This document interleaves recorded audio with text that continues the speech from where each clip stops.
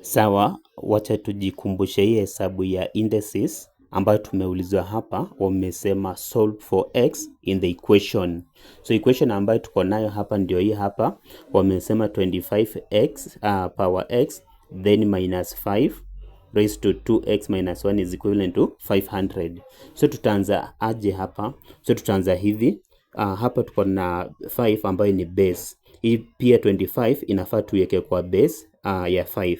So itakuwaje? So tutakuja hapa tuchukue sasa 5 raised to 2, alafu tuko na hii x, ukimultiply unapata x ikiwa hivyo. So 5 raised to power 2x ni the same as 25 raised to x.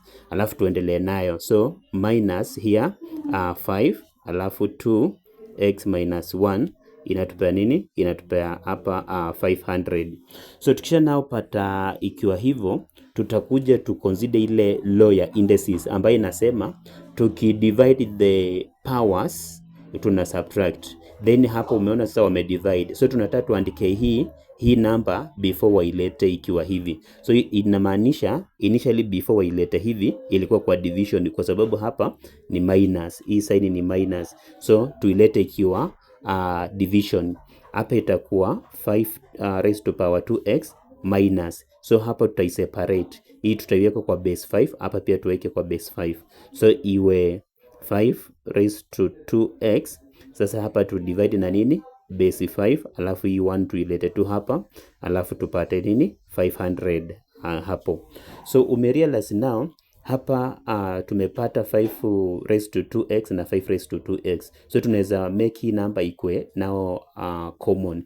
Tusemaje? So tutasema let 5 raised to 2x be y. So by hapo simekuwa hivyo. Sasa ukishaiweka sasa hii na hii iko ama 5 raised to 2x ni y.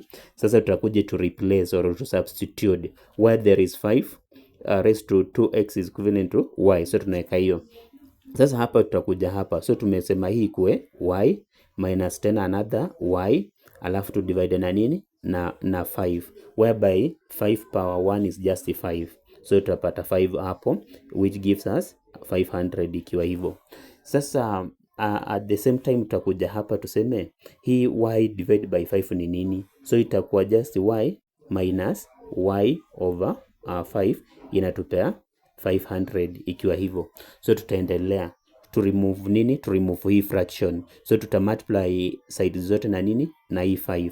So hapa tutamultiply na 5, hapa pia tuje tumultiply na 5, na hapa pia tumultiply na 5. So tuchukue hii 5 multiply by y tupate 5y, alafu hizi na hizi itaenda hapo 1, hapa iende 1. So hapo tutabaki tu na minus y ambayo itatupea nini? Itatupea 500 multiply by 5 itatupea 2500 ikiwa hivyo. From there now umeona hizi zimekuwa like terms, tunaweza nao subtract. Tuseme 5y minus y tunapata hapa 4y, ambayo tukiequate huku tutapata 2500. So huku ndio tubaki na unknown. So lazima tu divide hapa na 4, huku pia tu divide na 4. So hapa itaenda 1, hapa ende 1. Alafu tuseme na y is equivalent to hii 4 inaenda kwa 2500 mara ngapi? Inaenda hapa 625. So umepata kuwa value ya y imekuwa 625. But hapa juu kumbuka hapa tulisema nini?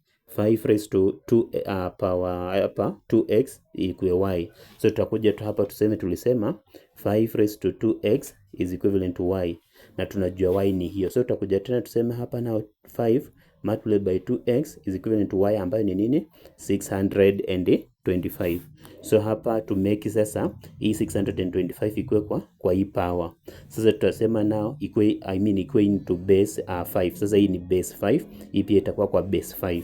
So hii itakuwa 5 raised to 2x is equivalent to, sasa hapa tukiweka kwa base 5 itakuwa 5 raised to 4. Alafu base zikiwa the same una ignore. So you ignore the bases, you deal with the powers. So hapo tutachukua 2x ambayo iko hapa na hii power nyingine ambayo ni 4. Alafu hapo unafanya nini? Una simplify. Una divide hapa na 2, una divide hapa na 2.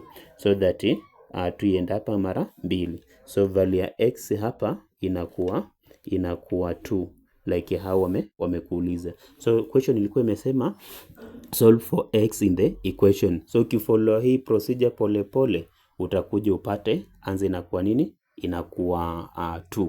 So ndio hiyo working na ndio hiyo question. So tujifunze hesabu at least tuendelee mbele.